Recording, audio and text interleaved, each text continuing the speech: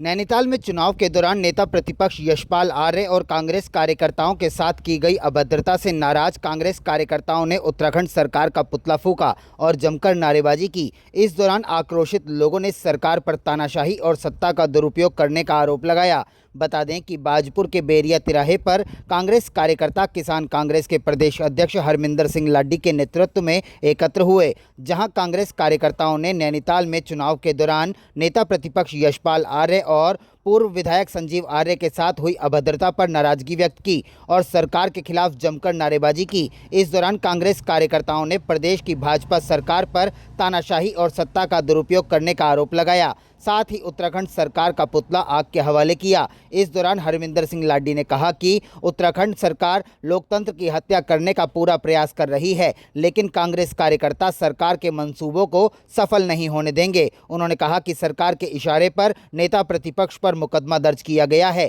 जो बेहद निंदनीय है। उन्होंने कहा कि यदि जल्द ही नेता प्रतिपक्ष पर किए गए मुकदमे को वापस नहीं किया गया तो पूरे प्रदेश भर में कांग्रेस कार्यकर्ता आंदोलन करने को मजबूर होंगे। वहीं ब्लॉक प्रमुख पति जोरावर सिंह भुल्लर ने कहा कि सरकार के इशारे पर कुछ पेशेवर बदमाशों के द्वारा हंगामा किया गया। उन्होंने कहा कि यदि नेता प्रतिपक्ष के साथ ऐसी घटना हो सकती है तो प्रदेश में आम आदमी सुरक्षित नहीं है। राहुल गांधी जी ने पहले ही लोकसभा में उठाया, यहाँ भी उठा कि लोकतंत्र की हत्या कभी नहीं होने देंगे।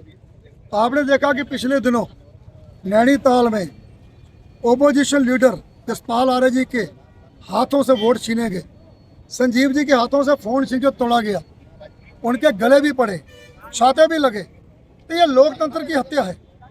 अब आप ये बताइए कि कोई भी अगर अपना मत देने का अधिकार नहीं रखता तो क्या लोकतंत्र बचेगा? क्या ये लोकतंत्र बचेगा? दूसरी चीज मैं ये कहना चाहता हूँ कि जनता जाग चुकी है।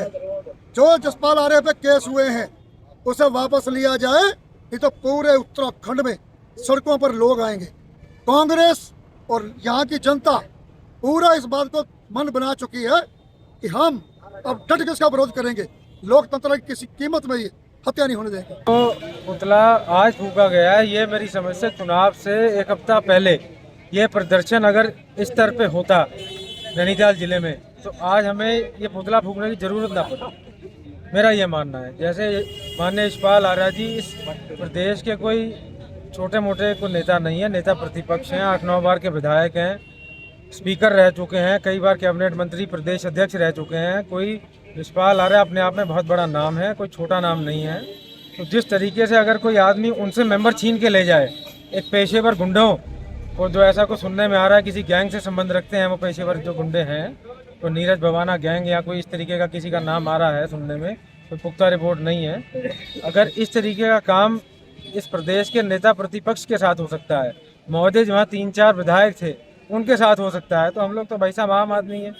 हम अपने आदमियों की, अपने परिवार वालों की कैसे रक्षा करेंगे? ये कानून व्यवस्था किस ओर जा रही है हमारे प्रदेश की? और उल्टा आज उन्हीं से जो मेंबर हैं उनसे बयान दिलवा के कोई दबाव बनाया हो या कैसे भी, मतलब जो प्रशासन ने कुछ भी उसमें XYZ किया हो, उल्टा मुकदमा माननीय यशपाल आर्य जी पे दर्ज किया है।